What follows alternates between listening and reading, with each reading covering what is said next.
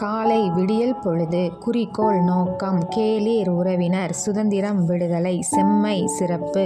சேகரித்தல் ஒன்று திரட்டுதல் சேர்த்தல் இணைத்தல் ஞாலம் உலகம் தகவல் செய்தி தொன்மை பழமை நித்திலம் முத்து நிபந்தனை கட்டளை நீராடி குளித்து நூல் புத்தகம் பகைவர்கள் எதிரிகள் பணி வேலை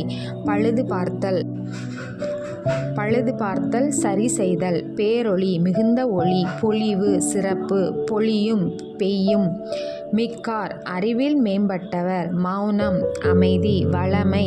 வளம் விதவிதமான வகை வகையான விவசாயி உழவர்